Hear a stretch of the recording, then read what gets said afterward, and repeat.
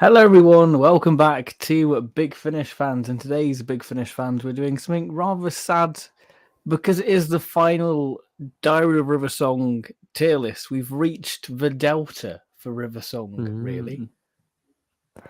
Yeah, it's rather bittersweet, isn't it? It's a shame to see this range end. Because Especially, it's a range that I would say recently has found its feet. Which it is certainly had its ups and downs along the way, but I think it's had some very strong notes within it. Oh yes, absolutely. And I mean, look no further than our review of Friend at the Family to see the highest note of them all. Yeah, we know where that's going when we tier list it for sure. Yeah, the highest note in this song.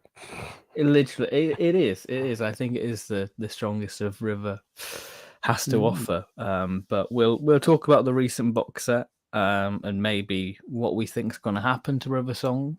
Because I don't think this is the end for River. No, it's left up in the air a bit, isn't it? A Big Finish at the moment. Like there's nothing scheduled with River on there, but it's been said on Big Finish podcasts and such that that Alex Kingston still very much wants to do them. They're not gonna turn down that opportunity. Obviously, there's theories of a TV spin-off. Yeah, I feel like that's unlikely. Not impossible. But yeah, I don't know. I feel like if that were the case, Big Finish wouldn't necessarily. I don't know if they'd be allowed to say this is the final box set or. Yeah. I don't. Yeah. I mean, that's another weird thing is like them announcing this because that to me says that it isn't due to low sales.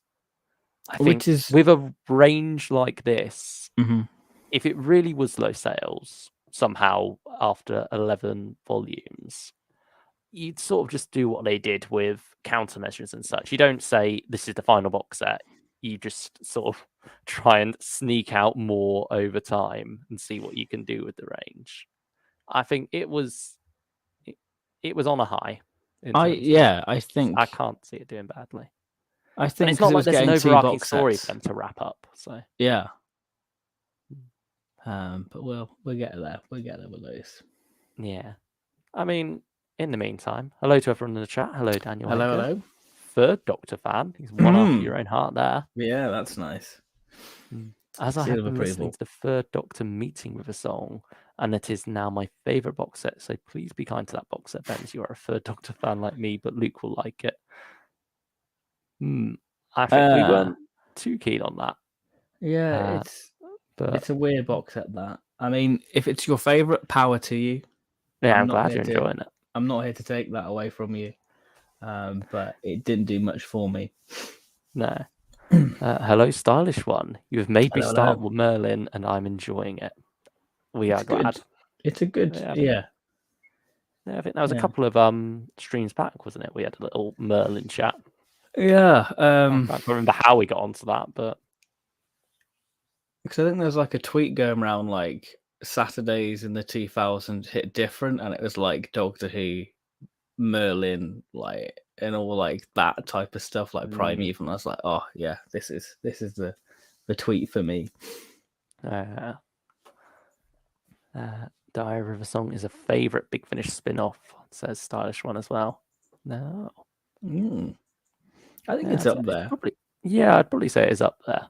It's an interesting one because unlike most spin-offs, it is more like a regular Doctor's range in that it's always bouncing around the main character's timeline. Yeah. There's no necessarily set story. I mean, the only other example I can really think of is the War Master. Because I think even Missy seems to one box that follows on from the next, like the monk storyline they have going on. So, yeah, off the top of my head, it's only really this series and War Master, and it's not just bouncing around like different series; it's bouncing around across River's life within the box sets. But for a character like River, that does feel apt. It's a Moffat character, it's what Moffat did best. Yeah. I mean, it's what she was doing all on TV. Yeah. Like, we never experienced her story in order. So why should we start that now with Big Finish. Exactly. I think there must be cost cutting going on at Big Finish with River Song and War Doctor being canned by Big Finish. I don't think it's that. No. Because River, 2 box sets a year. War Doctor Begins could only begin so much. I think it's more of a Russell thing in the case of he's very much of a man who likes spin-offs. I think he's just sort of looking at the grander picture of things, really. I just think it's maybe a coincidence on Big Finish part. And in some ways, it is, making room for other things. Like I'm sure Big Finish's output is not going down anytime soon. If anything, it probably will be the opposite, much to our wallet's despairs. Yeah. Which I guess is the plus thing of River going away for a bit, because it's like 30 quid saved to go on other Big Finish, which So yeah, that is one of the things of this box set is more expensive than all the others. Yeah. I mean, I think they started at 20 quid, didn't they? But both. Yeah, because it was 2015, when it came because out. that was sort of like the norm back then. But yeah, since then, cost of living crisis and such, inflation and everything, Big Finish got to adapt with the times. But yeah, I mean, she was one of the first characters to come along from the new series at Big Finish Day. Yeah, she was part of that initial announcement, wasn't it? It was Doom Coalition 2, Classic Doctors New Monsters, Churchill Years, and this. River.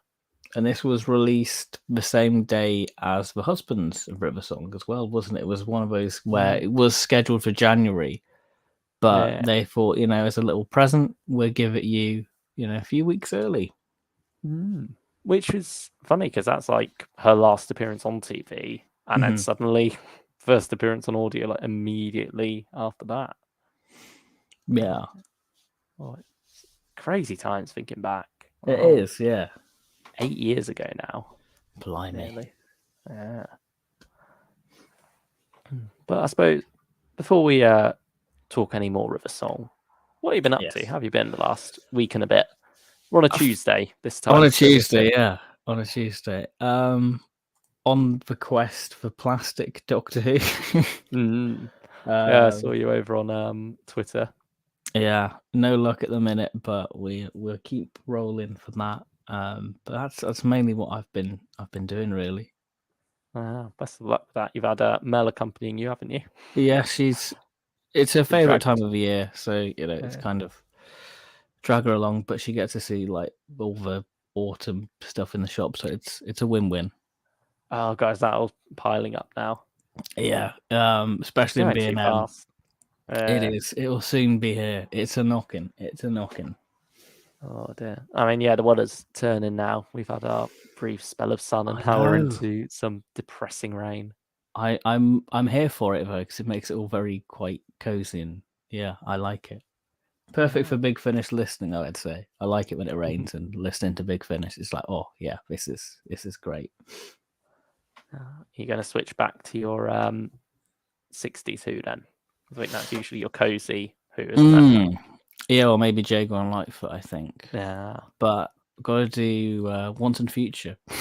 Yeah, that dropped today. I mean, yeah, no Big Finish news for us to really talk about. It's all been sales, really, at the moment, and new releases dropping. So, yeah, we had Fifth Doctor last week, which we'll be getting to next week. And then, other than that, it's been Luther Arkwright, another Tennant one. Yeah. And load of sales, really. Yeah. Load of sales. Once and Future today with a nice little trailer. It seems to be going down well. Yeah, it seems to get a good response, which is great. Because a Two's Company we enjoyed. And hopefully it's a turning point. Yeah, and it's David Tennant, so we'll love it. Yeah. I mean, yeah, neither of us have had the chance to listen to it yet, but that'll be probably tonight's listening, I think. And then we'll get a review out of that like we did for Two's Company. As soon Hopefully as that'll be possible. Thursday, I'd say. Yeah. If everything all goes to plan with us listening to it on time. Yeah, we'll see how things go. Yeah. Nothing's ever easy with us, is it? No. It's never. We like to overcomplicate things. Yeah. What do you think the future is of Doctor Who figures after starting this run? That's a difficult question because the toy landscape is very different. Yeah, you're not going to see any thing along the lines of Destroyed Cassandra anytime soon. No. I think it'll be more selective in what we get. I can see the online stuff becoming a bit more prominent.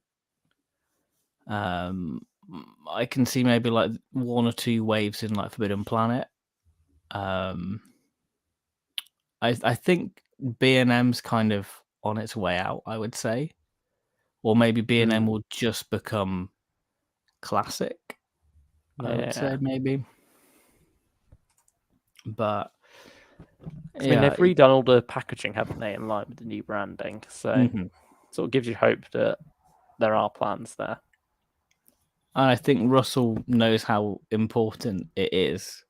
So it would be great to sort of have something, because I think there is some online stuff that's imminent, I think. We're due another online thing soon. Yeah, and then still another wave to come this year, most likely, isn't there? Yeah, the Remembrance of a Dalek set, which looks great. And a Deadly Assassin set, and I think Bronze Dalek, like Dalek second and Bronze Dalek. Series. Yeah, new series for History of a Dalek set.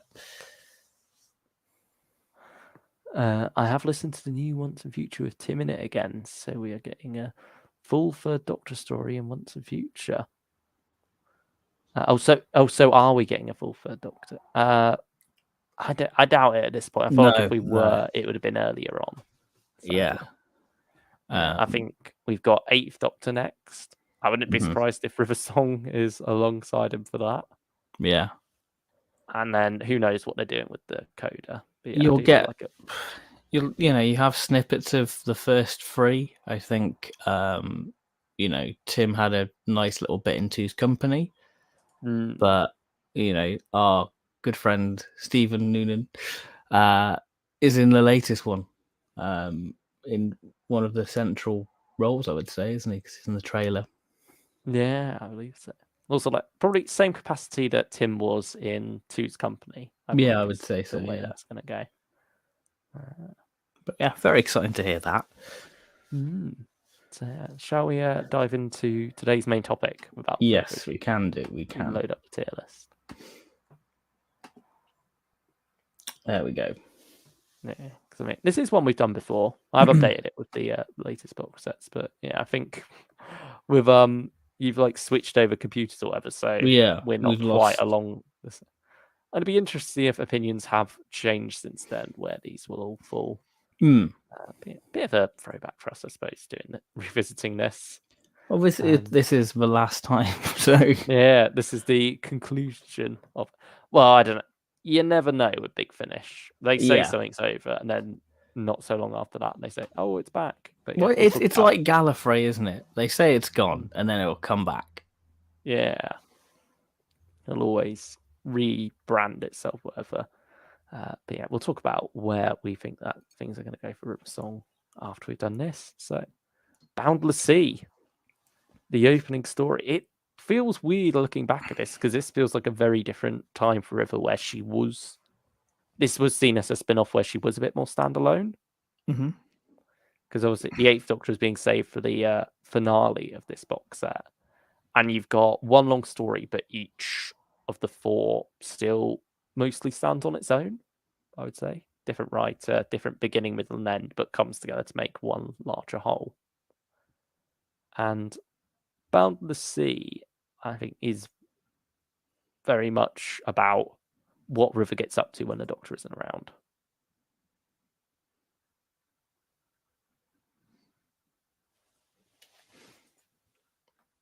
So where would you put it? Yeah. I mean, I've not listened to box set 1, so I have no opinions on this. I'd say So this is all you. You have the power. I'd say Afternoon Precious. It's a solid start, but nothing mind blowing. Alexander Vlahos is great in it though. Yeah. And then I went to a Marvelous Party. I mean, I've told this story before, but I ended up listening to that as around the time of New Year, back in 2015 to 16. So I listened to it going past midnight or whatever, or just after midnight I started. I can't quite remember. But I know it felt rather apt to have this party going on when everyone was celebrating the New Year. Yeah. So, yeah, I'd probably say spoilers. It's good. I quite like it. Okay. Yeah. Okay. And then Signs is a rather marvelous story. I think, a very interesting explanation of how River is different from the Doctor. Yeah. And certainly some interesting things thrown out in regards to that. Probably a Hello Sweetie. Wow. Okay. He's not hanging about there with Giffen there. And then Rulers of the Universe. It's all right. Probably an Afternoon Precious. So the main event kind of okay. Yeah. Picks up a bit and then drops down again at the final hurdle. But yeah, not a bad box set to kick things off with, I'd say. And certainly it was what sold me on the range, really, because I wasn't certain I was going to pick it up. I don't think, going off the memory, it has been 8 years now, nearly. Yeah. But yeah, I'm pretty sure it was like more of a impulse purchase. Just, I'll give it a try. And yeah, it's certainly where I started to really appreciate River a lot more. Because, yeah, I mean, shall we talk about that actually quickly? How we felt about her on TV before coming to Big Finish and where we stood at the time. I have no problem with River on TV. I know River's kind of one of those characters that you either like or you hate her from like fan consensus, which is a shame. That as a massive person who loves the Matt Smith era, she's an integral part. So it'd be a bit bad if I didn't like her. Yeah, I've certainly come around on her a lot more, partially thanks to Big Finish and partially thanks to getting out of the edgelord phase, I suppose, that we've mentioned before. Like I was sort of going against River Song for a while, and against the Moffat era as a whole, rather, and River Song was just one of the embodiments of that, I suppose, for whatever reason. And so, yeah, I can't say I was too thrilled when this spin-off was announced, but I gradually came around to it. I certainly really liked her in Science in a Library, but yeah, it felt maybe more the Moffatisms were coming along later on that were putting me off. But I have come around on a lot of that now, and I think there is a wonderful story in terms of River Song's life, in the tragedy of that love with the Doctor, the fact that he always knows where she is going to end up because of their first meeting in the library, and so first meeting he can remember at least. Yeah. This whole range sort of proves otherwise there. But yeah, certainly I have come around to her a lot. This slightly helped to rehabilitate her in my eyes, but also I think just going back and experiencing those stories again made me realize, what, she wasn't as bad as I thought. And also series 5 and 6 at least, well, series 6, because 5 I always quite liked, but yeah, wasn't as bad as I first thought. One thing that is quite bad though is The Unknown. Is this another box that you haven't got? I've listened to the first story. And that was it for me. I only listened to The Unknown. There's a reason why I haven't listened to the rest. I know the next story is meant to be one of the best of the range, but yeah, sadly I didn't have the stomach for it. It's definitely worth going back to, especially now that you've had more of I can't remember the character's name now, but played by Alex Kingston's daughter is a robot. Yeah. turns up in Series 8. Yeah. I mean, wanna the say unknown probably it's not could do with a Rachel, is memory it? wipe kiss after this one. Yeah. Yeah. There we go. And yeah. Second episode, Hello Sweetie. It's brilliant.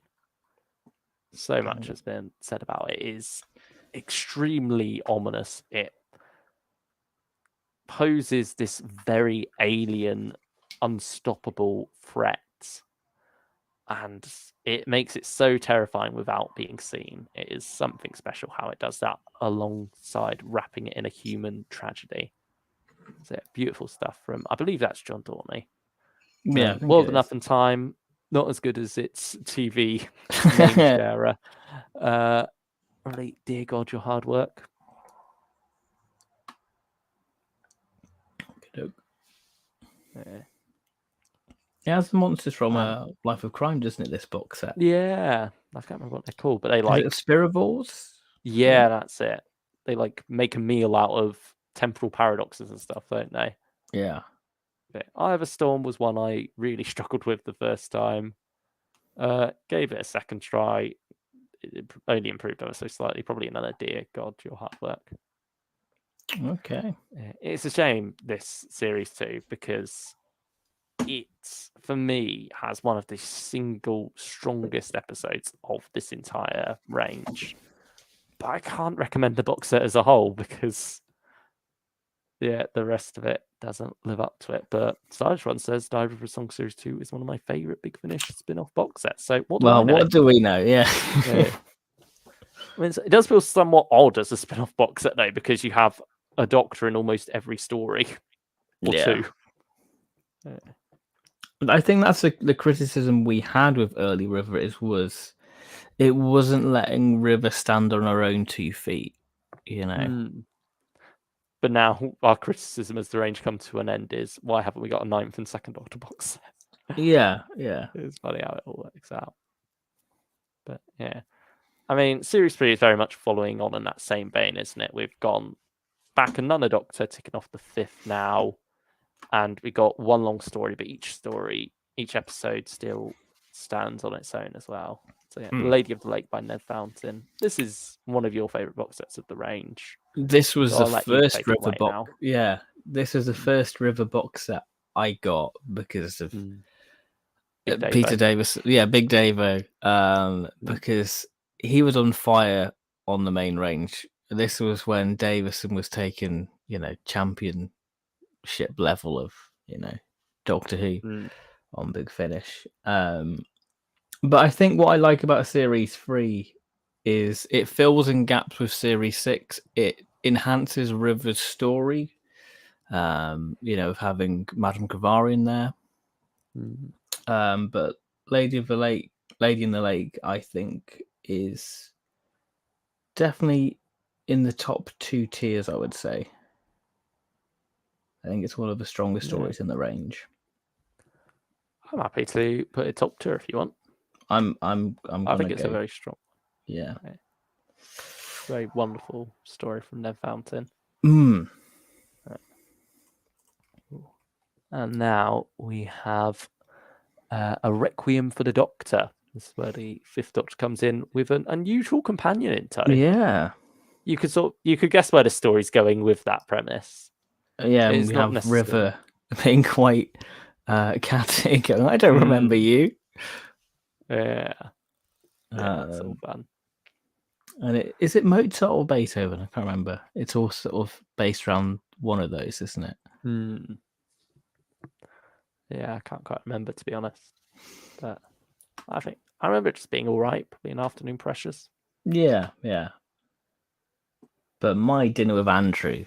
Oh, this is very Douglas Adams, and it allows Peter Davison to flex his, comedy chops.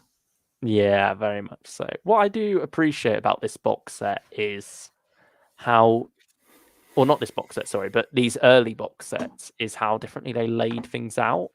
Like with the first box set, it was you're building up to the 8th Doctor at the end. With the second box set, it's Doctors sprinkled throughout, including a multi-Doctor story. And then third box set, you've got like Doctor heavy in the middle, Yeah. but then River Song heavy either side of that. So I think it's nice that they didn't just stick to that same formula of have a Doctor crashing at the end and steal the show. They very much played with different ways for River to meet these Doctors. So, yeah. And yeah, My Dinner with Andrew certainly has fun with different ways of meeting the Doctor as well. Yeah, I'd say it's either a spoilers or a Hello Sweetie. It's up to you. I think I'm gonna go Hello Sweetie. Okay. Now the Furies. Yeah, it's the weakest of the box set. Yeah, I can't say I enjoyed it. Hard work or I'm Sorry, My Love. It's not quite memory wipe, No, but it's not. I'd great. say it's hard work. Yeah. Now we're on to the fourth box set, which is sort of like The Chase, really. Or at least the second episode is very much inspired by The Chase. We've even got a robot duplicate River Song, and it's sort of like giving her own nemesis species of these creatures that, you know, go back into their own timeline to adjust their evolution so that they'll come out on top in the present. And they're a rather fascinating Darth Maul looking species. Yeah, and they fit Hinchcliffe very well, I would say. They're sort of having Tom in it, I would say. Yeah. I mean, this does go back to having Tom at the end, but again, it's doing something very different. Yes. Because of the way time is rewritten throughout this box set. But Time in a Bottle, weakest of the set, I think. I think it's kind of what people imagine the River Song series to be. It's sort of doing the basic archaeology stuff, isn't it? Yeah. And you want to enjoy it more than you actually are. Yeah, because you're like, well, this could be a Benny story, if anything, really. I mean, that was one of my big criticisms of The Unknown as well. It felt more like a Benny story repurposed for River.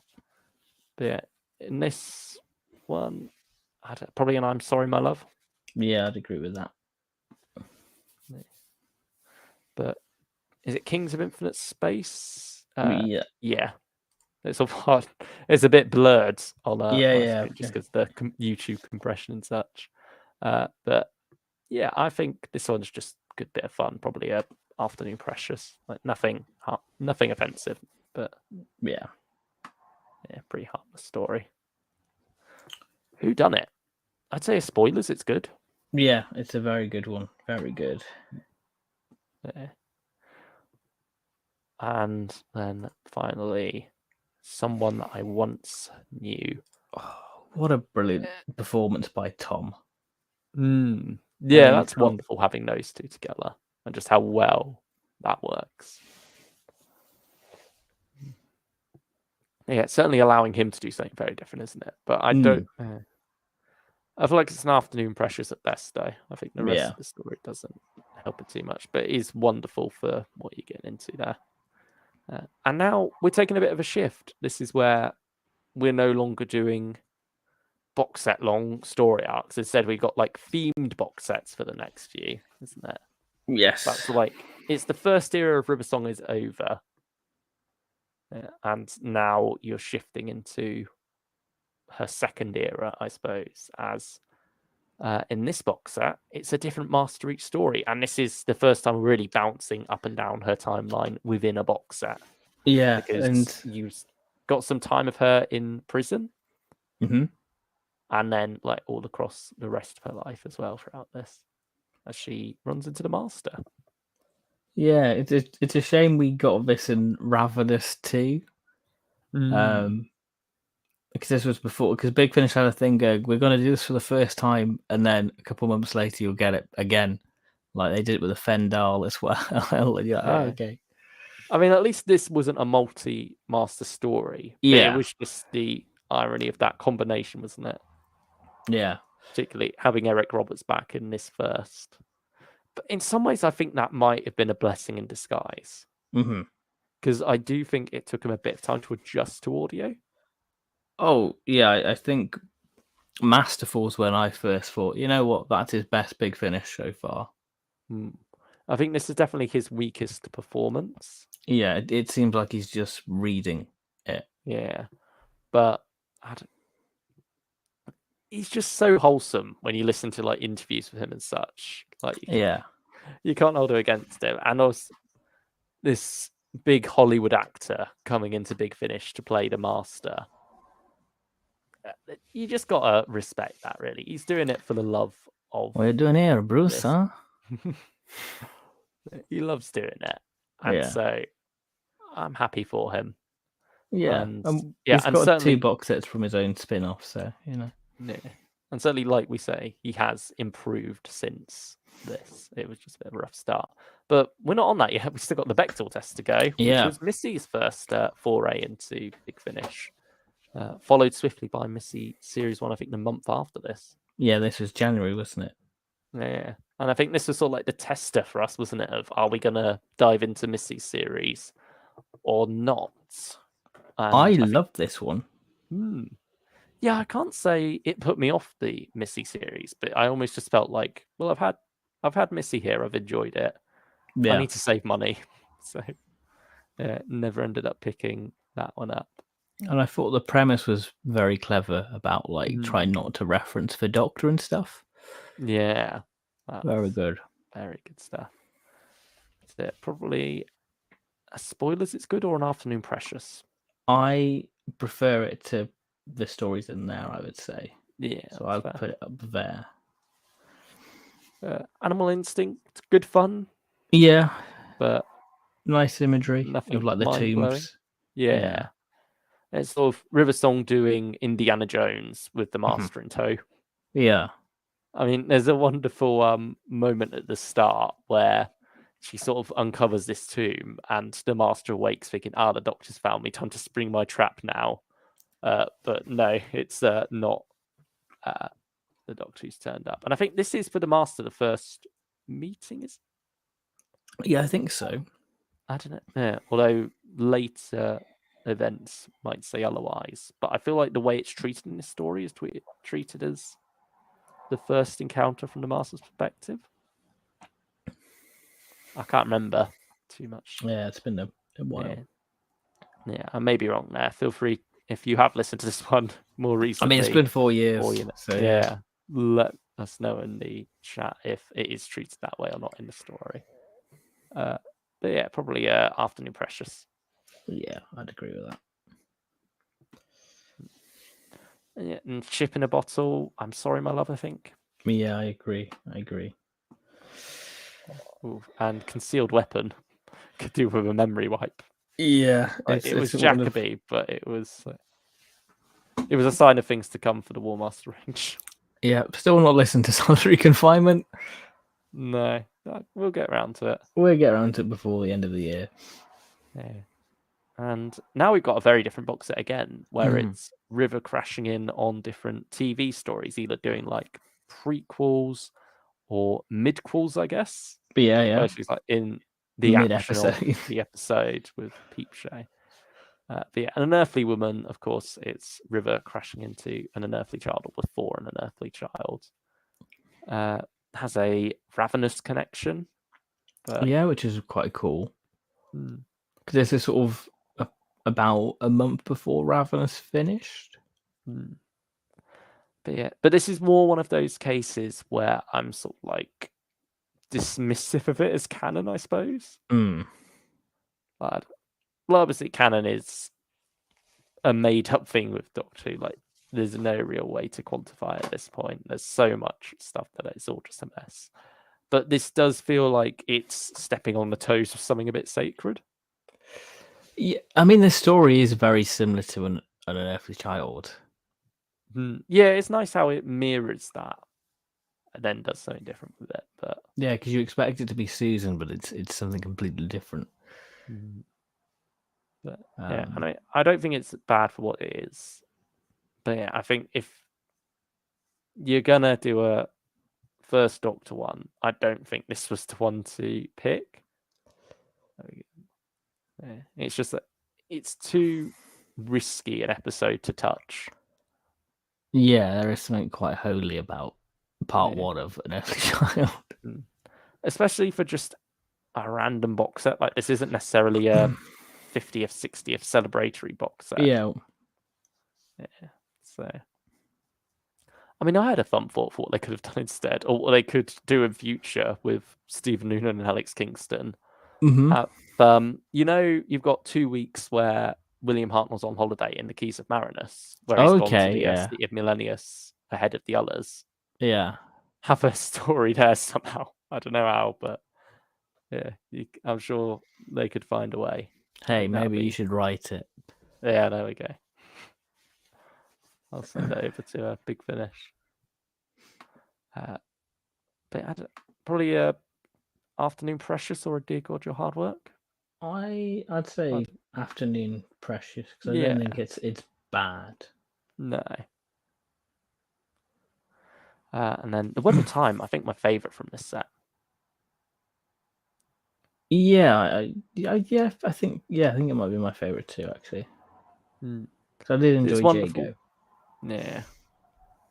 Yeah, I think those two are the standouts. I'm not sure whether it's Hello Sweetie worthy or just spoilers. It's good.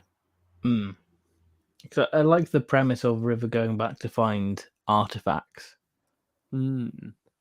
Yeah, this is sort of like more of her selfish side. It's more of her younger self, isn't it, at this point? But she does still care. And you sort of have a bit of a Invasion of the Dinosaurs feel as well, with the abandoned London, everyone evacuated, but you've got the looters still going around. Yeah. And of course, Ralph Watson as Captain Knight in there as well. Adds for a bit of a tragic twist within the story. It certainly is capturing that feel of the original story well. But Startron says, Web of Fear is my favourite classic Who story, but I was not a fan of Web of Time and found it boring and not enjoyable to listen to. I do think it gets a bit messy at the end, to be fair. Yeah, probably spoilers, it's good. Yeah, I'd agree with that. Peep Show deserves to be bottom for a single line. Oh, about no. An absolutely disgusting thing. Guy Adams, what were you thinking? Think of the children. This is what Guy Adams was like. It's not good. It's not good. But I do feel like there was a lot of fun to be had in this one. Oh, yeah. And it is very much expanding on that Carnival of Monsters premise. It's colourful. Yeah. It's like, you're seeing around the corner of what was happening during that story, really. It's a wonderful premise of the recycle bin where the Doctor forgot to save that. So River's jumping back in to sort that out as the miniscope's collapsing around her. So, yeah, I think that's a good bit of fun. It's a way to re-explore that idea without feeling like you're retreading the same ground, because it's literally the same ground anyway, if that makes sense. Yeah. Probably a Afternoon Precious or Dear God Your Hard Work. I'd give it an Afternoon Precious. We're feeling generous today. Yeah, I'm being generous, so I did enjoy it. And it's a bit like The Crooked cameo. Man. Yeah. So yeah, it's a good one. It's a good one. Talents of Greel. Talents of Weng Chiang 0. Yeah, I think this was the first one they announced, wasn't it? Yeah. Because they sort of did this box set in chunks, really. It's something they don't do too much now, where they announce a single story from a set and then slowly tease you with more of what's to come there. Yeah. Now you sort of just get the whole set in one go, really. Sometimes just 2 months before the release itself. Yeah, they were doing that sort of over the past couple of years with River, really. Yeah, it's kind of surprising that they never did this style of box set again, because obviously this is covering the first 4 Doctors. Yeah, could they have done another one for 5, 6, 7, and have a crash into a Big Finish 8th Doctor story? I guess you kind of, that would have been cool, actually. Yeah. But I guess we had that Ten and River set as well. Yeah. Also, it's like you don't want to milk these things too much. Yeah. But, yeah. I mean, Talents of Grildo, it has some wonderful moments. Jacob and yes. River are wonderful together. Especially the little sing song they have. I like that they introduced that creepy monkey. Yes, that's very alongside sinister. Mr. Sin. Yeah. Probably a spoilers, it's good. Yeah, I'd agree. Because I think those two are the best from the season. Now, this is one of my favorite box sets, Series 7, because this is where we're taking very much a core River concept of her like doing these mystery investigations, but all through very different tones of that genre. So you've got like a Scandi noir, you've got a film noir, you've got a court drama, and you've got like a medieval mystery with Abbey of Heretics. But yeah, I think Colony of Strangers is a beautiful opener to this box set. Really captures that Scandi noir feel. It's very intimate, I'd say, because it's only really two characters, isn't it? Really, it's just River and the main sort of detective person going around this place. There's some very unnerving visuals planted into your mind of like, you know, people just out of sight, or like, you know, they're not quite distinguishable watching on. It's rather similar to Quatermass 2 in the way those characters, when they're overtaken by the menace in that story, for anyone who knows what I'm on about there, act, it has that quality to it. And I think it's very creepy at how the mystery unfolds and where it goes. So, yeah, I really like that one. I would say either a spoilers it's good or a Hello Sweetie. I mean, Hello Sweetie. Yeah, I'd agree. Abbey of Heretics, though, probably the weakest of the set. Not bad, but probably an Afternoon Precious. Yeah, I mean, I've not listened to these two, so. Oh, did you go straight from the first to the last? Yeah, because I heard good things about Carnival of Angels. Yeah. Barista to the Stars, I think, is a lot of fun. I would say that's a spoilers, it's good. Okie doke. We've got some Oh, hatred in the chat. I'm annoyed the Second Doctor is the only classic Doctor to not meet River when there was so much opportunity for Land of Fiction season 6B, but they couldn't treat the Second Doctor badly, which is annoying. It's a stylish one. Yeah, well, especially with season 6B, to be fair. You know, you have the built-in memory wipe there anyway, so you can easily get away with it. And also, I think of the classic Doctors, Troughton was often the most flirtatious. Like, you know, when you see him especially in Web of Fear and Travis. Yeah, you could definitely imagine him being that way towards River. I feel like she would have fit into that world well.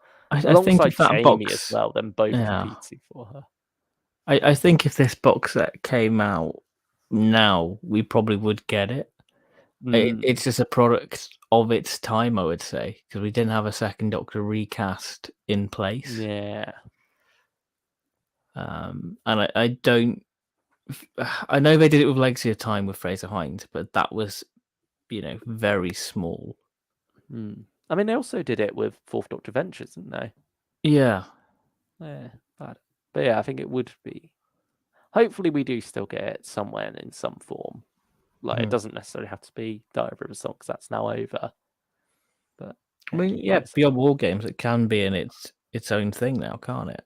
Yeah. I do not understand why Big Finish did not put the Second Doctor in the final River Song box set stylish one, says Daniel Hager. We'll get to it be. because the final box set's definitely something. Yeah. Carnival of Angels is quite something in another way, though. Yeah, it's amazing. The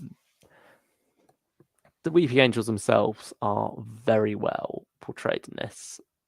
I love the noir style narration that goes on throughout and how that's played into it. I think that very nicely sets the scene.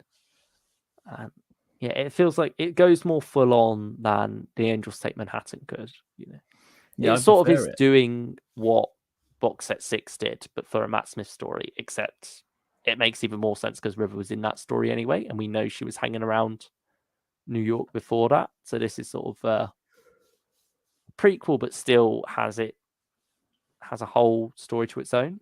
Yes. While also leaving the Threat of the Weeping Angels there for them to face Skeller come Angels Take Manhattan. Yeah, I'd probably say spoilers, it's good, or a Hello Sweetie. I'll be kind and put it there. Oh. It's a banger. It's a banger. Yeah. Now we're into Series 8, which is a bit of a weird one structure-wise, because we know COVID hit this one.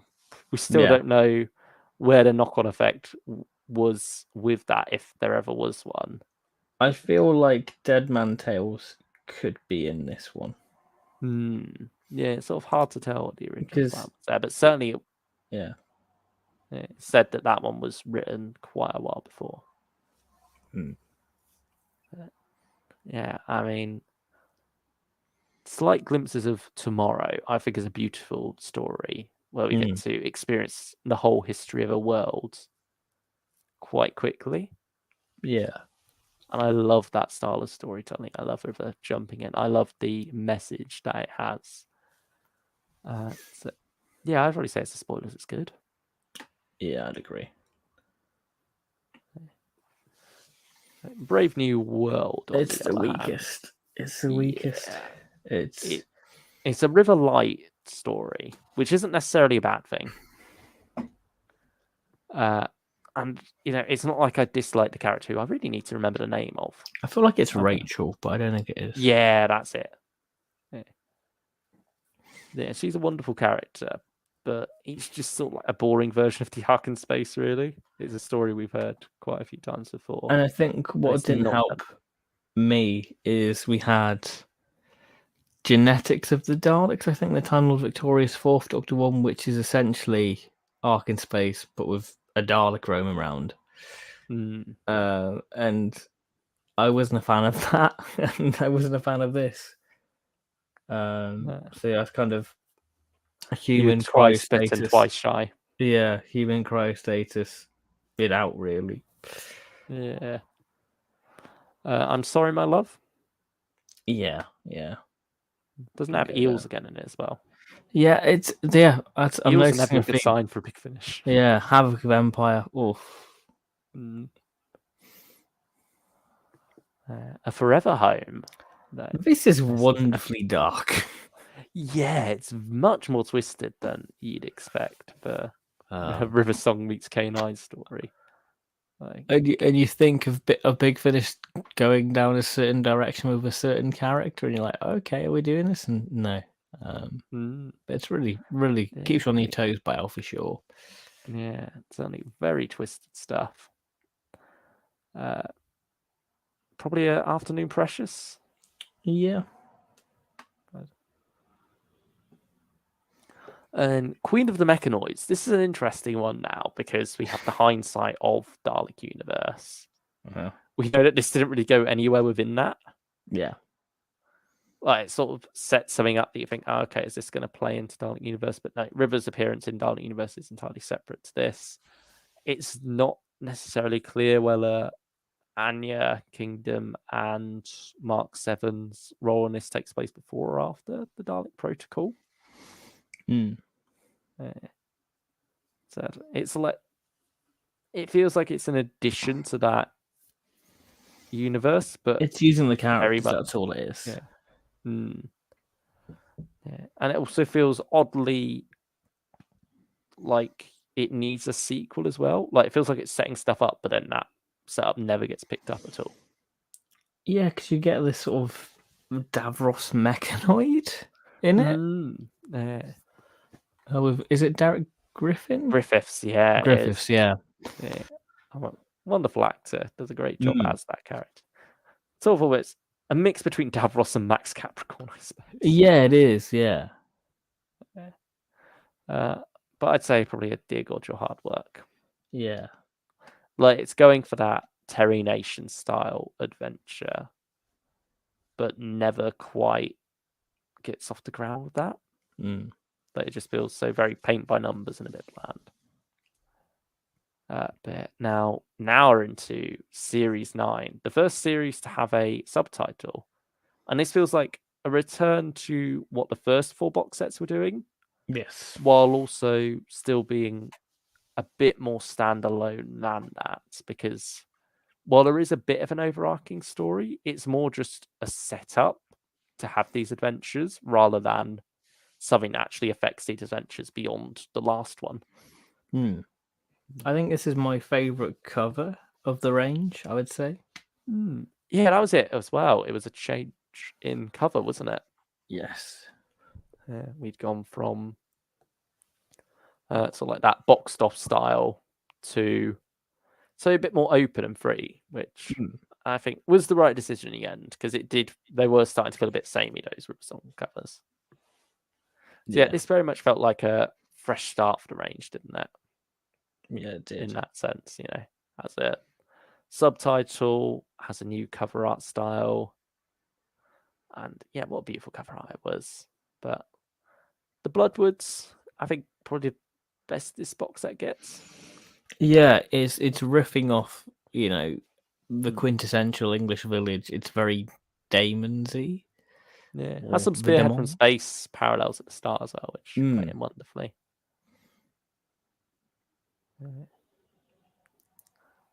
Yeah, I'd probably say that spoilers, it's good or afternoon precious. It's nothing mind blowing. I think the main takeaway is Liz and River, how it establishes them up, I would say. Yeah, I mean, that is the main takeaway from this whole box set. Yeah. Liz and River are an incredible duo. I wish we got more of them. I loved hearing them together. It's just a shame that these stories never did much for me with that dynamic. Yeah. Like I was just there for them, not the stories. I mean, Terror in the Suburbs. I think I prefer this one. Yeah, I more than don't you like do. this one. Yeah, I don't like this one at all. I like some aspects of it, but yeah, it's like Suburban Hell, Dear but God, with a your hard tiger. work. Yeah. I think this one's the lowest point. Probably it could do with a memory wipe after this one. Yeah, it's not great. It's at the point in the box set where you're waiting for, okay, when is an arc going to kick in? Yeah. But it never does. And then the arc finally kicks in Rivers of Light, but it's, it's very rushed. You feel like, okay, we're building to something now. Oh, it's over. It's very oddly paced. I mean, there's a nice surprise in it. Yeah, even then, I don't know. It didn't do much for me. Sergeant says, Dive River Song still your most disappointing box set for you? You were so hyped for this set, and your disappointment and annoyed tone was very obvious during your first tier list. Yeah, I'd probably say it's still a big disappointment. Yeah. I think it's the first clanger in the Season 7 big finish. Or just Season 7 in general, to be honest. I mean, Rivers of Light, probably a Dear God, your hard work again. Yeah. And now, Tim Foley this is all you. come on the scene for the Two Rivers. And it is a lot of fun. It's not quite Friend of the Family level, but it's very good. They are a wonderful duo, these Two Rivers. And I loved hearing them together and how they introduce the second river, what's going on there, what the story has to say about the character of River Song, and the fun routes they go down within that. I would probably say it is a Hello Sweetie. Tim Foley making it strong on the board. And next up, we have, what was this one called? Beauty on the Insides. This is a bit of a slog, to be honest. Weakest? It was, weakest. I don't know, actually. Maybe not weakest of this set. There's another contender for that, but certainly not that great. I'd probably say I'm sorry, my love, because I feel like it has the odd moment of extremely creepiness in terms of the premise, but I feel like the way it's executed just can never live up to that. It just feels. I wanted to like it, but it was a big struggle. So yeah, probably, I'm sorry, my love. There we go.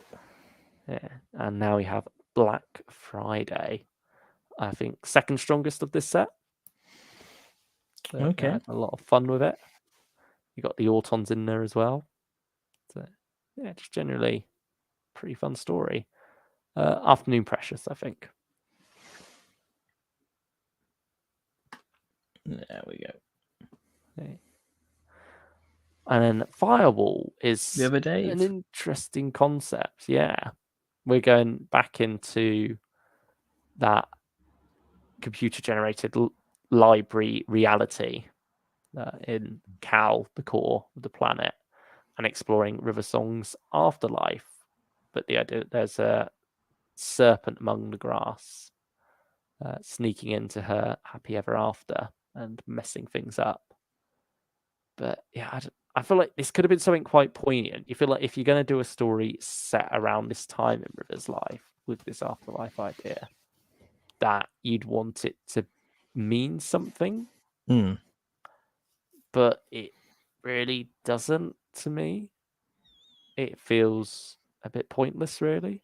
And I think, it's just ground that it's an interesting idea to step on that ground. But this wasn't wearing the boots for it, I guess.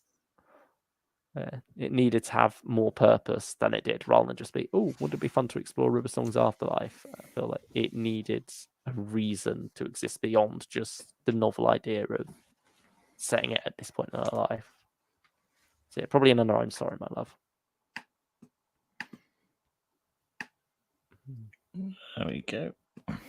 I know we both know where this one's going. Everyone knows where this I one's think going. this is the easiest one to put on the board. Best release of 2023 so far. Oh, yeah, definitely. I mean, I would love something to overthrow it, obviously, but at this point, no. Yeah, it's not looking likely as we near to the end of the year, but yeah, it is a wonderful, wonderful story. How all the elements of it come together. It is one long 4-part story, each an hour long or more, actually. You never feel it. It never drags at all. You want more after. Yeah, you're nearing the end. You think, I'm not ready to say goodbye to this world, these characters. I love Tim Foley's exploration of the idea of this as a sort of national trust property, in the sense that how the way they lay those out, sometimes you feel like you're stepping into history and, exploring the history of this house and thinking that all the things that families did while they were there. This is taking that concept and obviously putting a sci-fi spin on it as River journeys through many different time zones, sometimes spending a fleeting period there, other times a longer one, but always leaving a lasting impression on the Mortimers, the family in this house. It is such a beautiful story. It has such a wonderful message behind it. And there's such a good mystery that keeps you engaged throughout. I feel like despite the timey-wimey nature of it, I was never confused. No, I think it's clearly signposted. Yeah. I mean, you're obviously left wondering at times what's going on here, but I feel like that's at the times you're meant to be. When there's an explanation, I don't feel like I'm being left behind. So, because this is all River before she becomes like a professor, isn't it? Yeah, this is like her journey to becoming that. And also, there's so many wonderful bits of character development for River Song in here, filling the gaps in the TV series, really, with her character. As this is not just her becoming a professor, but was her maturing as a character quite a bit. and realizing that she needs to take things slower and not rush through everything. And this is very much forcing her into that. You've also got Mark Elstob That's playing Hugo. this wonderful character, Hugo. Yeah, this AI who just gets along. The perfect foil for River. I wouldn't say gets along so well because there's certainly an antagonism between them at times. But by the end of he it, is they well. have respect. Yeah. I'd say it's kind of like the Yeah. Doctor and the They're Brig. family. Yeah. I mean, he's the perfect companion for River. Yeah, I think it's wonderful to have such an instantly likable character by her side for this story.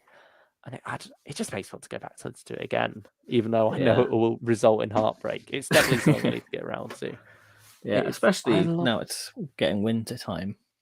Yeah, I love these long form stories. Mm. I think Tim Foley is such a master of the craft of writing them as well. And to be fair, Tim Foley's a master of old English house stories. This, Auld Lang Syne, Dead Man Talking, and House at Hawksbill. Yeah, he's just a master of that. And I think he's built his own little universe around it, really. Yeah. Always bringing you to the edge of tears as well. Well, not always. Some of them are more fun, like House at Hawksbill. But yeah, certainly a lot of his other ones are there to hit you in the feels, and I think this one does that the most. It gets so much time to spend. It's wonderful. It's no like guns blazing finale. It is something so much more poignant, and it makes human tragedy so much at the center of it. So, yeah, beautiful stuff. Chef's Kiss, 10 out of 10. One of my favorite Big Finishes of all time. Top of the year. We'll be praising it again come the big 2023 tier list at the end of the year, start of next year, whenever we get around to that. You've not heard the last of Friend of the Family praise, because it is that good. Stylish One asks, what was your anticipation for Third Doctor Adventures Volume 1 when it was announced?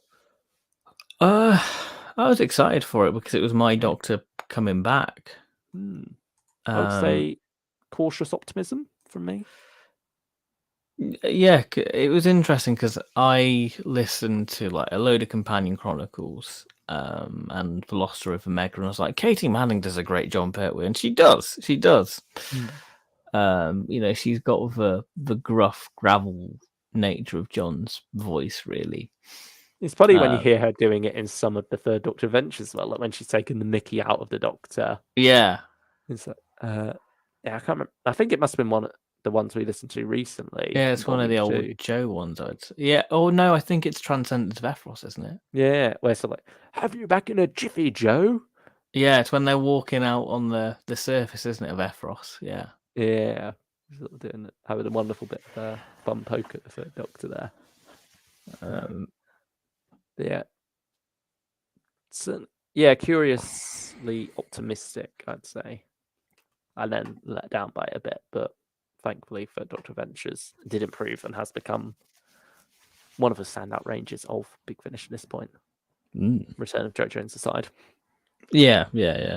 But we're every range has its duds. Yeah. And this one's no exception. Series 12 of River. The Excisemen is, I wouldn't say it's a dud. I struggled with it. It wasn't anything amazing.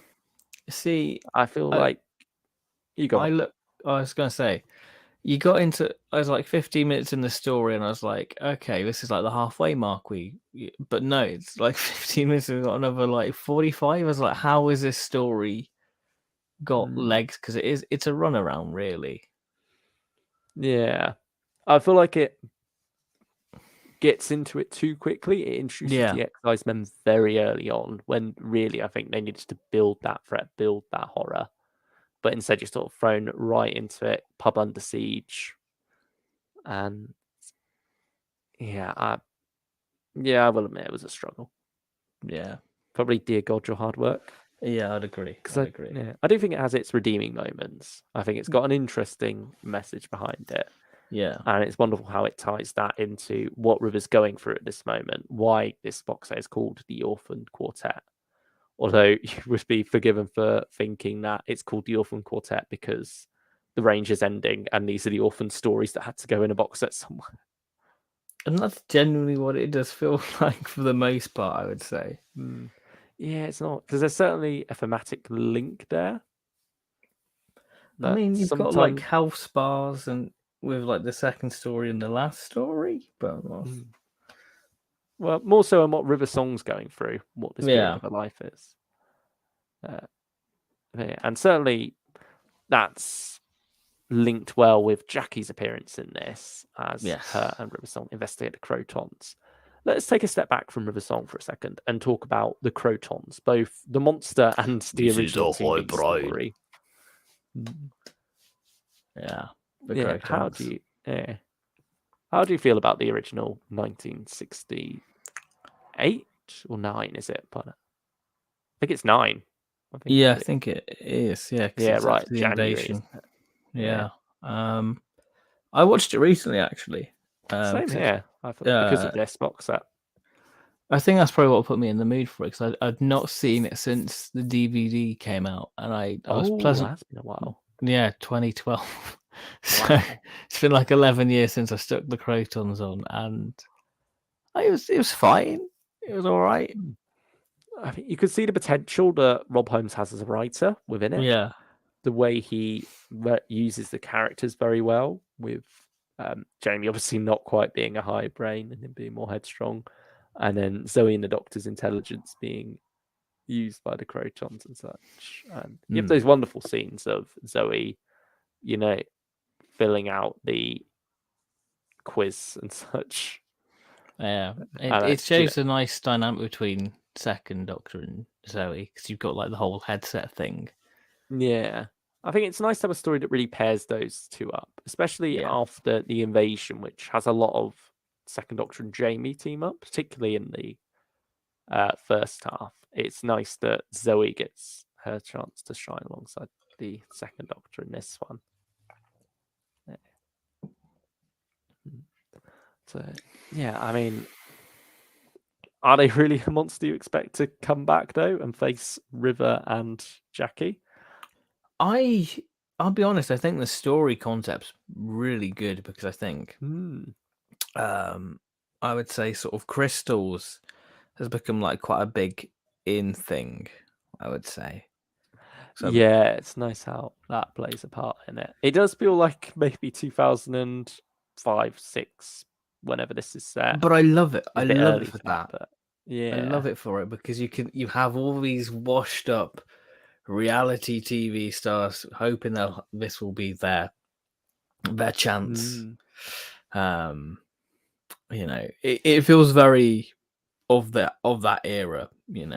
Yeah, it's quite a witty script from James Goss.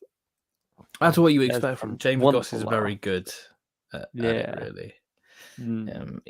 I think he's the best person to write Jackie, to be honest, because I think his brain works like Jackie Tyler. He's kind of sporadic. Yeah, I mean, I feel like when you see this concept of River Song and Jackie Tyler meeting up to face the Crotons, I think you could probably guess that James Goss is the mind behind this one. Yeah. And I think you get what you're expecting from this one, really. Well, I don't think it blows you away at all, but it's not at all bad either. I had quite a good time with it. It did sort of burn a bit coming off the back of Two's Company, because I feel like Jackie has a very similar arc in both. I mean, it links to Two's Company with the bingo. But also just in terms of Jackie realizing her worth outside of Rose. I think it has some nice character beats between River and Jackie about, will the Doctor just say something's happened to Rose or whatever. I think it has that additional dialogue what you don't get, really. I think River's the perfect character to do that in a way, because I think River's sort of the in-between point, because she's got a connection to you know, the companion side, but also the Doctor. So she's a great sort of middleman, as it were, for that. Yeah. Fun story. Probably Afternoon Precious or spoilers. It's good. I mean, the Crotons themselves as well are such a wild, out there monster. Yeah. That they just feel like, you know, I like that they've gone really 60s with them as well. Yeah. Like they've not tried to do what the new series probably would have done around this time. Redesigned. Modernized them. This is going full on camp and having fun with that. I think one of my favorite lines in this story is when Jackie says about their spin cycle finishing. Oh, there was a light. Was it when they're in the jacuzzi or something? Like, and it has like a famous like Jackie line, like "I'm gonna be killed by like a Christmas tree" moment. Yeah, it was something along those lines, wasn't it? Yeah, which is great. So yeah, now we have another Tim Foley spectacular or spooktacular even. It's again man talking. Old house. We have River confronting this medium person, and it's very vague because there's mentions of rationing and war. So you think, okay, so this is sort of World War II. But you get sort of halfway through the story and it becomes something very different and very dark. I mean, it's always very dark right from the start with what's hinted at early on with these characters. It's a mother grieving for her son and wanting to commune with him through, you know, his helmet that he wore during the war. But we're hearing unquieting things about how the rest of the village feel about him and that. And so you're instantly drawn in wondering, what on earth did this man do? What has happened here? And yeah, it doesn't disappoint with where it takes that. And I think the best example and horror of that said thing, I think it gets the idea of what the original premise was of that creation. I'm trying not to ruin it because it's such a good moment when it's revealed because you don't expect it. It's so left field. Pulls the rug out from under you. Yeah, cloth off the helmet. Literally, because that's the anticipation. Like, what is this? Yeah, it is very messed up stuff. Probably Hello Sweetie. Yeah, I think it's the best the box set gets, and this is the lowest point. Yeah. I mean, you weren't even able to finish this one because it's a very long story, hour and 12 minutes. It's one what you just struggle with instantly. Like it throws you in with River on this expedition, isn't it? And she gets some message from Brooke. Okay. Yeah, it does feel a bit odd that Brooke is on the final Diary of River song individual cover alone. Well, I suppose that's just the way it worked out. But yeah, it does. Something sits a bit oddly there. Yeah. I mean, I like the symmetry of, you know, the final final Diary of River Song story with River Song being the wife of River Song, and then the final TV story of River Song being the husband of River Song. You know, there's a nice symmetry there. But I don't know. I can't say I really engaged with this one at all. There were moments. I think I loved the character of the Marshal and Brooke together. I feel like, you know, this is probably where Brooke clicked for me, I guess. But I can't really remember much about her in Series 3. Like, it feels odd to return to this character so long on. Yeah. But it feels like, you know, it doesn't really catch you up on where they're meant to be at. Well, they're quite conflicting at each other, really. They're at each other's throats for most of it. There's all other stuff going on that's affecting that as well. But I feel like the story can't decide whether Brooke is a genius or an idiot. Because it feels like very much she's there to service the plot. when River's not around and she's doing her own thing, she's, calling the shots in the room and is very entertaining. But then when River's there, she's suddenly treated like an idiot, which, just feels like a bit of an odd choice. It feels very conflicting there. It's kind of the River song range distilled in why people probably don't listen to it, I would say. It feels like a very early River song story. Definitely not the Ranger's Finest Hour. Maybe another could do with Memory Wipe after this one, or I'm Sorry, My Love. I mean, if you, I haven't finished this. So. Yeah, and maybe never will. Yeah, probably will. I mean, I've deleted it off the app now, so so I could make room for once and future. You threw it into the Rift.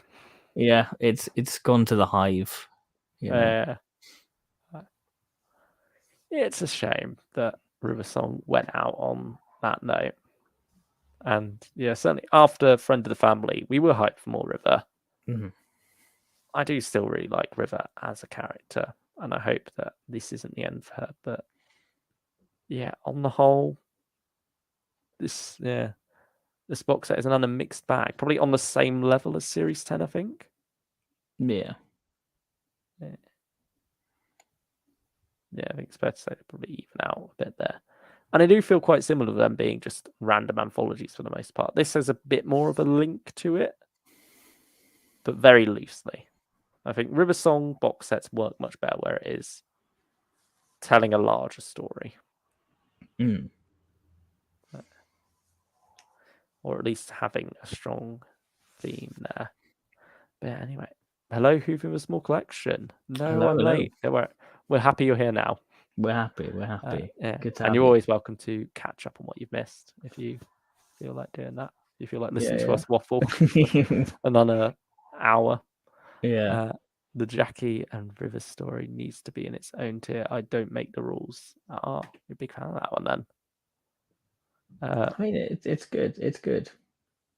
It did not have the second Doctor in it, Whovian, so it could have been better.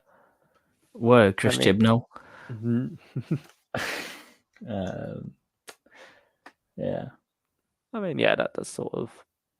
I suppose that's the closest you get to second Doctor with that, and with the time, isn't it? With second Doctor Monsters turning up. I wonder if they might do a River and Bernice series. Maybe they'll spin the two characters together now that both their ranges sort of at a bit of a crossroads, I suppose. Like merge the spin-offs together. I think that'd be interesting. Maybe one year you get Bernice, one year you get River. I don't know.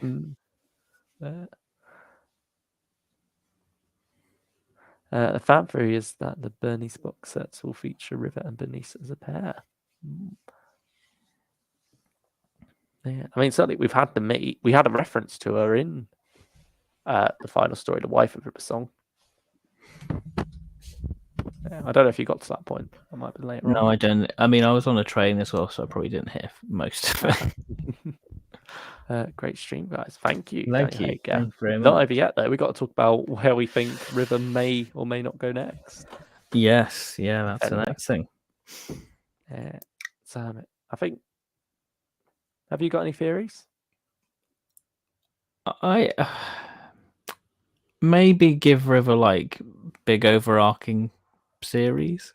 Do you like what they did with Nemesis? Yeah.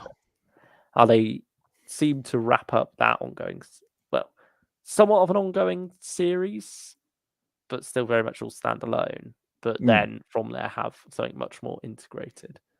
I think I could see that, but in the Nemesis style of still having the odd standalone episodes, and then maybe that's when we get the odd second Doctor episode. But I think it would be interesting to have something more ongoing for River, where we're really experiencing that journey with her for a while, rather than dipping in and out of her life.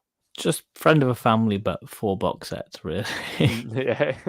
Tim Foley, 16 episodes now. Literally, if he did that, it would be the best Big Finish ever, I mean, you got him writing about a third of Torchwood Among Us. I mean, If you're ever it would be tempted. nice. No, I'm being good. I'm A lot of adulting. story. No, I'm being good. I'm being good. Right. Um, But yeah, I mean, I also said I could see her turning up in The Last One's Future. She was certainly hinted at in Two's Company. yes. So I mean, I don't know whether anything's mentioned in the fifth story, Martian Invasion of Planetoid 50, but yeah, I feel like it could be heading towards that, especially now that we don't have any guest stars left to announce. Like whatever's going on in this finale, we don't know who's going to be in it, but I'm pretty sure there will be other characters in it. Or could River be Coda, you know? Yeah. Could she be the main character of Coda? Yeah, that's what I'm thinking. Yeah. Could it be like her revealing her weaving all this together or something? Who knows? I see 3 options: Bernice in River, River in the Summerfield being one option, another being a companion to either 2 or 9, and another one being Lady Christina's sidekick. Ben Adulty, but missing out on the best Big Finish story of the year, How I Conquered the World. It's a pretty good one. It is mad.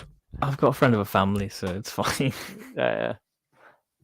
I mean, I haven't finished Torchwood Among Us yet, but I feel like as a whole, it is my second favorite thing behind Friend of the Family. Right. Okay. Yeah, I need to get back on that after Once in Future because I had to get through River Song for this. I need to get back on Fifth Doctor as well. I've not finished that at all. I finished that last night, but yeah, we'll save that for next week. I was reading an ebook. That's why I was like, "What ebook were you reading, Huvian?" Will you go back to the other Among Us sets, Luke? Probably not. I feel I'll definitely continue with where it goes from here. But I mean, even in terms of TV Torchwood, I've not seen all of it. The only series I've seen all of is Children of Earth. I'm a bit of a basic bitch when it comes to Torchwood. I mean, that is the best Torchwood. But I feel like I'm happy with just having Among Us. You know, I picked up enough of the context now that I can carry on from wherever this goes next. Cannot wait to see Luke boast about Among Us in the top 5 releases of the year. I mean, I feel like the top 5s we did back in July or August are different to now, I would say. Yeah, I'd say so.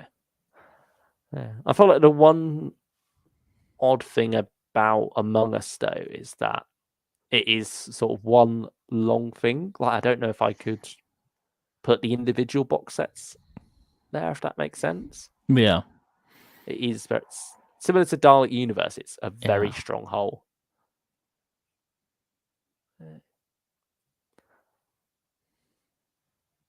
The best way to enjoy Big Finish is to have new and backlog audios. I mean, the backlog's bigger. Yeah, we've been trying to mix them in there. I mean, soon, War Master and War Doctor will be backlog enough that they'll be old. They'll count. Yeah. Yeah, certainly with the current output, it feels like it's hard to go back to backlog. But September's a quieter month for us. We're not really going for Gallifrey or Doomsday or what's the other one? Rose Tyler. So, apologies to those fans of those series out there who want to hear our thoughts, but this is our money-saving month.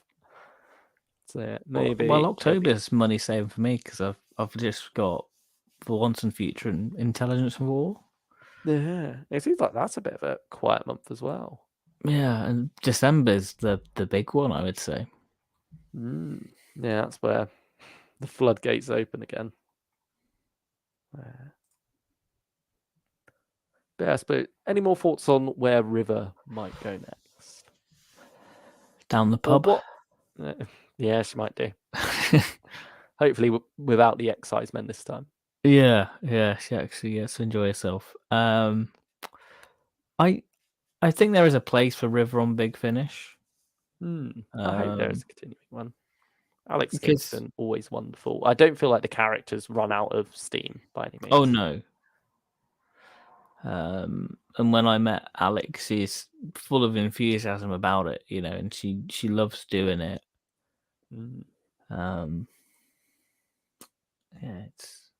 Yeah, I don't know, because River's a wild ride because I enjoy it on the whole, but I'm also has its down days. Yeah, I'm not sad that it's gone. Yeah, I feel like it would have been nice to get some other concepts though for box sets. Yeah, I mean, depending on where we go next, we might still get these. But like when I first saw Friend of the Family as the title, I thought it was going to be an anthology box set of like different companions. Mm-hmm. It's like just similar to what he had where it was River teaming up with Liz, have a whole box set of just River with different companions. That's still something I would like to see them do. I'm surprised we never got Rory and River. Yeah, unless maybe that's down to Arthur Darvill. Unless they would only really want to do it if it was Amy, Rory, and River. Yeah. I mean, they could do young Amy. Yeah, but I certainly found it that feels box like set in a cupboard. I forgot it was there, and I was like, "Oh, 8th oh, of March is there." 8th of March. Yeah, yeah.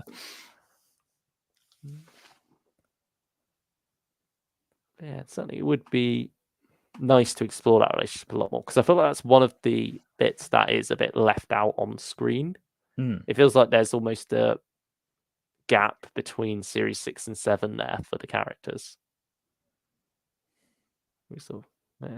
We jump from them only just finding out that she's their daughter to suddenly them saying goodbye. Yeah.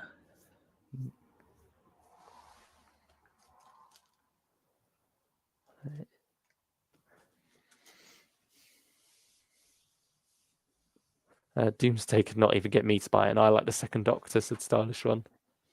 Yeah, because he's in that novel Extraction book, which apparently is like a secret sequel to The Monsters Inside. Which is wild. Yeah, that wasn't on my bingo card. No. Because I would have picked that up and the Big Finish set, but I know ultimately it will be clearanced out sooner or later. So you got to get it one day then, but you just wait. Yeah, because I love McGann and I love Charlie, but I'm waiting for like a warehouse clearance for it. Yeah. Have you got every other McGann and Charlie story? Yes. So I suppose you got to complete it, really, haven't you?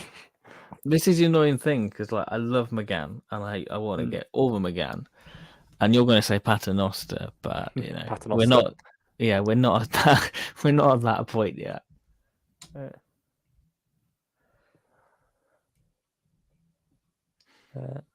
I like to be optimistic, but I do not believe that the last day 7th Doctor box sets will feature every 7th Doctor companion. No, that does seem like a bit of an exaggeration. Unless maybe it's just like what you have at the end of the 5th Doctor's life. Yeah. Somehow it's like a vision of them all.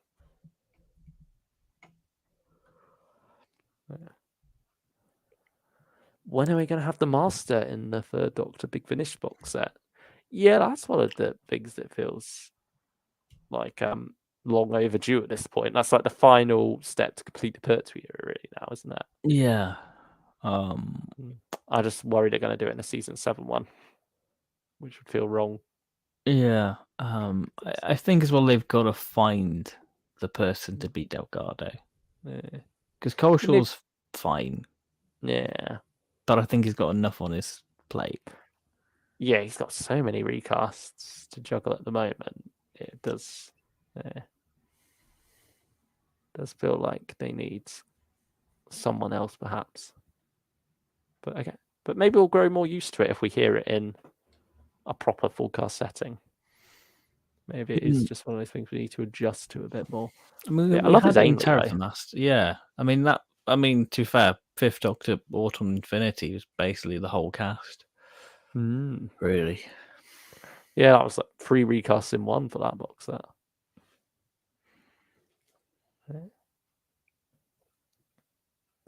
Can't wait for the 7th Doctor to have his first face saw moment. That'd be the Rani, wouldn't it? Really? Okay. Oh yeah, that's another thing. I wonder if we'll ever get more Siobhan Redmond. I worry that ship sailed and that Yeah, those rights issues are never going to be resolved now, because I feel like they would have done by now. So I feel like we're sort of just lucky to have what we have with her as the Rani. Does she still do much Big Finish? I don't think she's done any since. Because I know she'd done a couple before that. Like she did that 7th Doctor, Hector and Ace. Yeah, she was with in the the Swarm. Swarm. Yeah. That's one I've picked up but not listened to.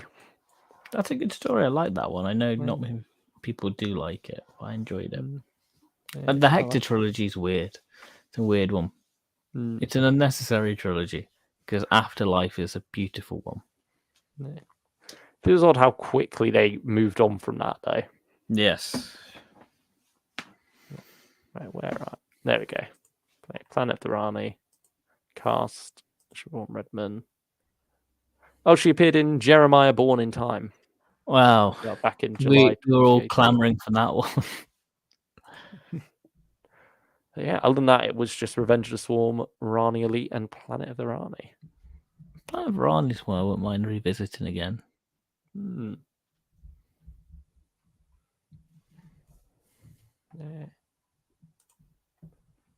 Yeah, lots of things to revisit if we find the time.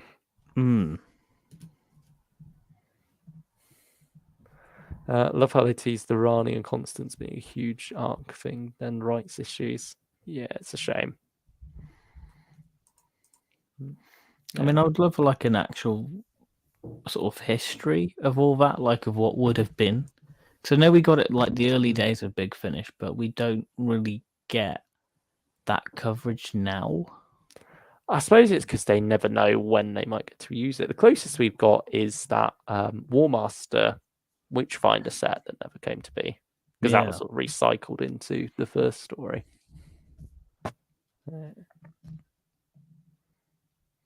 Rani trilogy live stream for the 60th. Is there even a trilogy?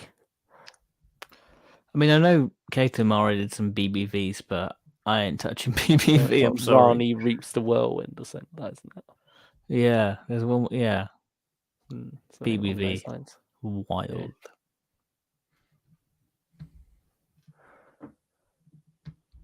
Remember when Big Finish teased Hex versus 7? I don't know that one. Yeah. I wonder if we'll see Hex again, because he sort of popped up quite a bit towards the end of the main range. I reckon he'll be in Final Days, probably. Oh, yeah. I feel like he's a given. Yeah, I could see that. If not, that's the every companion out the window. Yeah. I hope we get more information on 50/50 in another Big Finish book. That was like the 8th Doctor and Lucy crossover with them, wasn't it? I think it was. Yeah.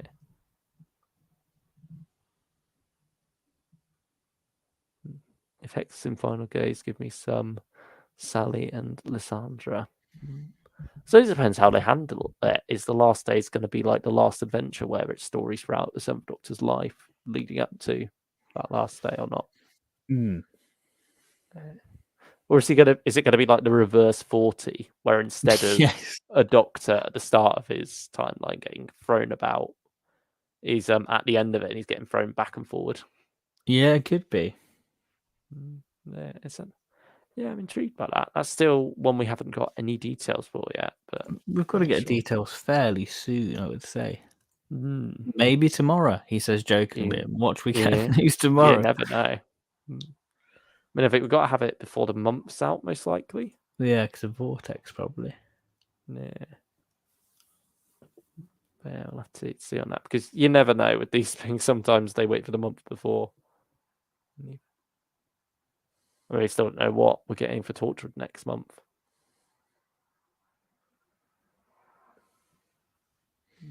We like surprising people with Torchwood. Yeah. Yeah, it seems they're keeping things close to their chest still with that one. I'm hoping for another race of Mr. Culshaw, personally. I need more of that fix. We'll definitely get another Victoria one in December, probably. They like their Christmas specials, don't they? I don't know if it'll be Victoria or if they'll go a different direction.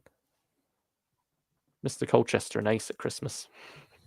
I'd pick that up. Yeah, I just want more Mr. Colchester, really. He's such a brilliant character. Yeah, he's the best thing of the new Torchwood, I would say, for me. Yeah, extreme. Such a cool character. I think, yeah, him and Orr are my favourites. Yeah, but I do like what they're doing with Yvonne as well. Yeah, How I Conquered the World. How hilarious was that ending, Hoovian? How they left that. Big Finish could follow up the Klein cliffhanger. They're never doing that. Which we've been clamoring for a while. That's been 10 years. I mean, they brought her back since then and not done anything, so. Orr is my favourite character from this. Yeah, Orr is brilliant.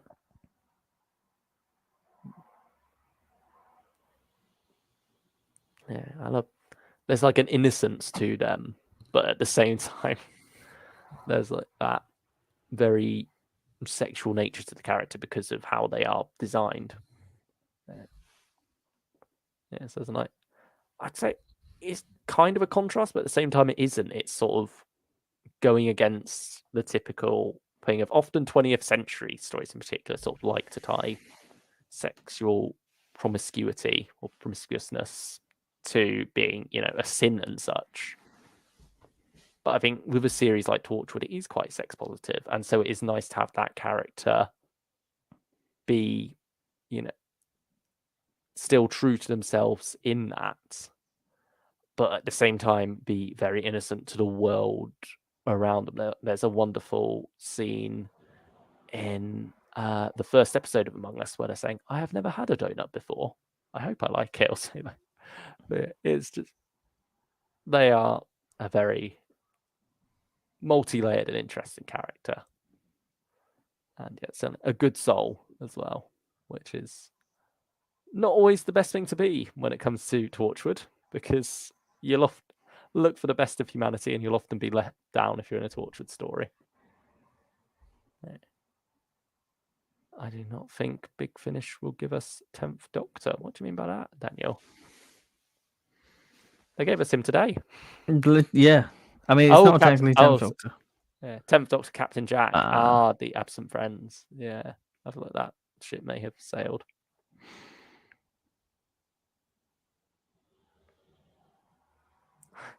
My favourite Orr moment is how in Gods Among Us at the funeral episode, she's happy because no one else is thinking about sex. Oh, what a wild ride this is.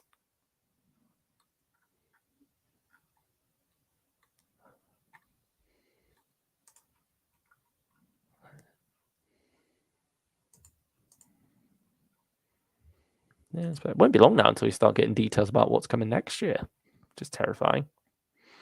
We're nearly done with this year. We've got Torchwood Soho to look forward to. That's your next guarantee pickup, isn't it? Probably the Torchwood.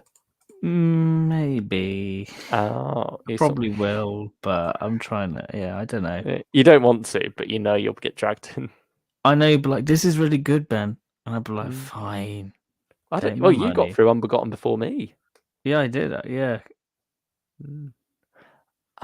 Apparently, the Unbegotten was once an early title for the Quatermass Experiment. Forgot to mention that's how I spent my weekend, seeing the Quatermass Experiment at 70, the live production they did of where they were reading the original scripts at Alexandra Palace. So that was a fun way to spend my weekend. Oh, I got classic unit CD. Yeah, it has like a picture on the spine if you get all 4 releases in the series. I'm now going to need to use those other audios. Oh, is that true, Ben? Yeah, it's true. I was like, wow. And reverse. I think they reverse as well on the other side. You can have it either 2 ways. Oh, so you get like 2 different images. I think so, from memory. Oh, that's interesting. I don't think they're that expensive to pick up, to be honest. I mean, I might be surprised, but I got them when they were like 99p on the warehouse clearance. Yeah, I feel like you're at the point now where it's impossible to tell scarcity with Big Finish because so many things are going out of print. There's so many out of print things flooding the market that I feel like a lot of it will not sell too great, and then there'll be the odd release that suddenly goes for like up to the hundreds. Yeah, because I mean, it was the way with the 1-50 as well, wasn't it? Yeah, the 150s was. I think that's because when Big Finish kind of got new wind, because I think Night of the Doctor came out, you heard all these names, and 1-50s were going out of print. So it's that case of I want to try and explore, because for me, I'd seen all of TV Doctor Who what I could, because obviously missing episodes. You want your next fix of Doctor Who, and obviously Big Finish is the perfect place for that. Yeah, very much so. And then, yeah, those were all going for like £5, wasn't it? Yeah, £5. So it was great getting into Big Finish because you could just easily bulk up the collection pretty quick. Yeah. Let's say that's something that's only really continued because gaps in Doctor Who being broadcast got bigger and bigger. Yeah. Like 2016 really was Big Finish's year to just flood the market with here's your Doctor Who fix, everyone. Here's your David Tennant back on audio. I think they succeeded. I think they did. And I think that's when it started, like the summer big audios, wasn't it, really? Yeah. Because I think certainly when we first got into Big Finish, it was much more niche. Yes.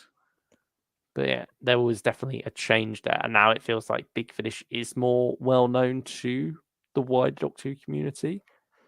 It's not sort of seen as that like Ponzi thing of people coming in the comment section saying, oh, but in this Big Finish, such and such and such and such. You know, it is now much it's more. Become common knowledge, I would say. Yeah.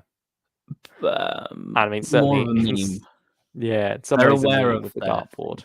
Yeah, they're aware of it, which is nice. And we're aware of it, but we love it because we keep coming back to it every week and every day.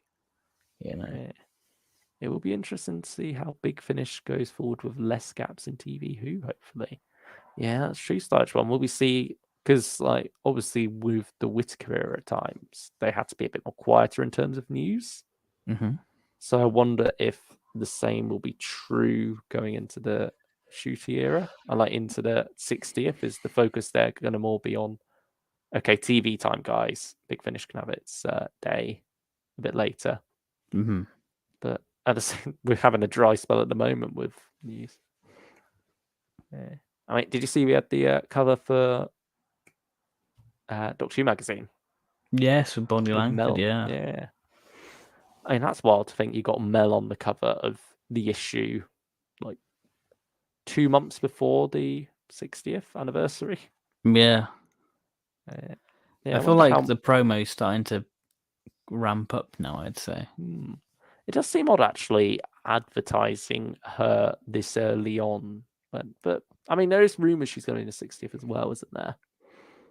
But certainly all that's confirmed for her is the Ncuti's first finale. Well, let's be honest. The people buying Doctor Who magazine are us. So we know what a Bonnie Langford is. Yeah. But I more just mean you think they'd want to start ramping up hype specifically for the 60th and then save all Ncuti stuff for after. Unless maybe they want it to be full on shooting. I suppose that's when we're going to get monster reveals and such, more episode details and everything. So I think Mel could be left behind a bit there, at least as a focus, at least as a cover pull.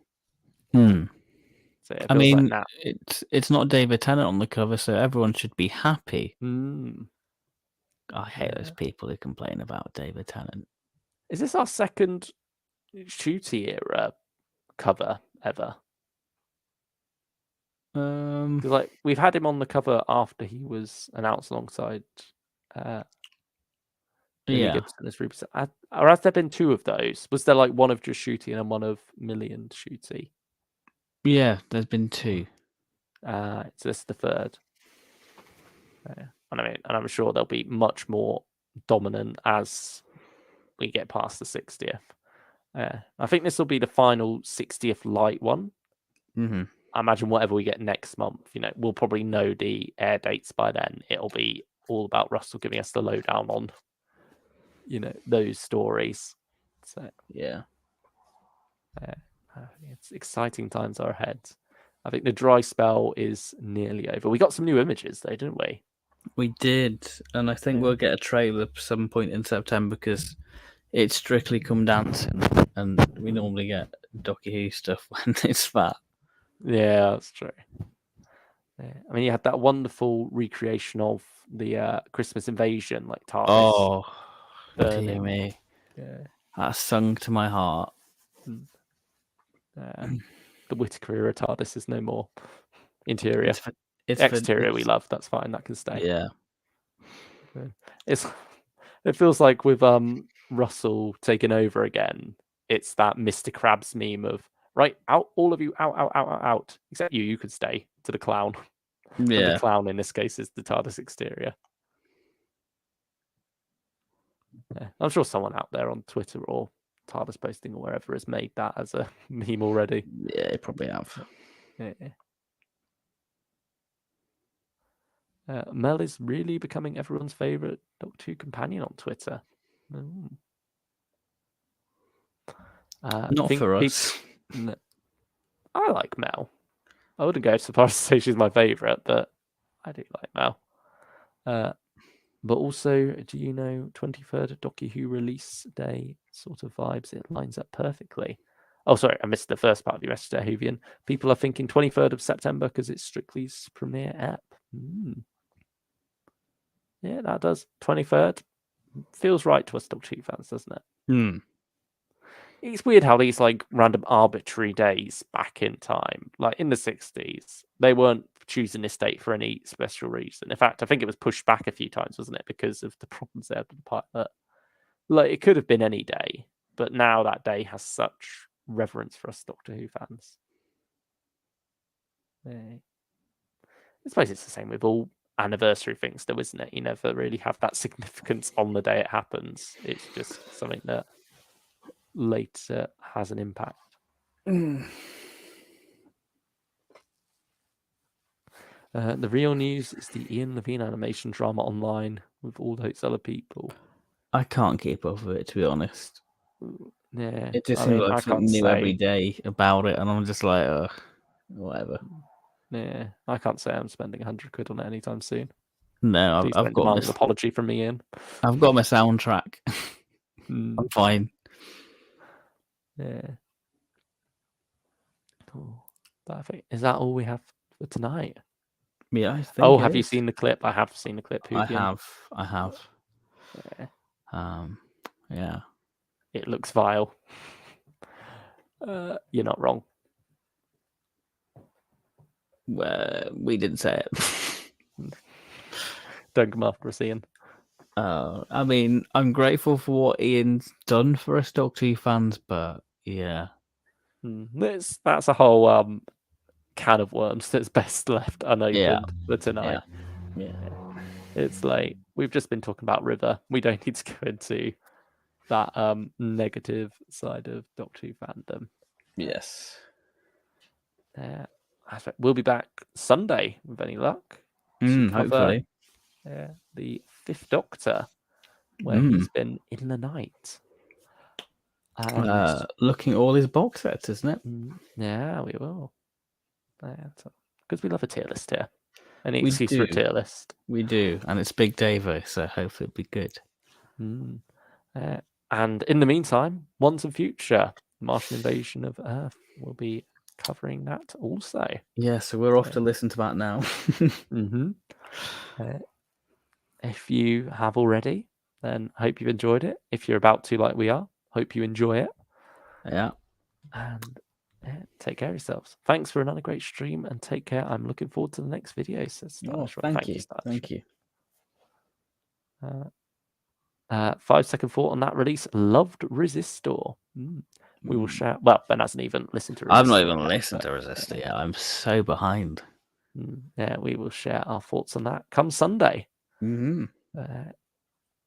Oh, I loved Martian Invasion of Planetoid 50, says he Sword Collection. I'm looking forward to that then. Yeah. Fingers crossed for turning the tide of Once and Future. But, do you want to do the usual spiel? Like, subscribe, do all that jazz. If you've been a lurker, we appreciate you. If you're a commenter, we appreciate you too. And we appreciate you taking your time out of your daily routine to hear us waffle on about Doctor Who. Until the next time we waffle on about Doctor Who, take care, everyone. Goodbye, everyone.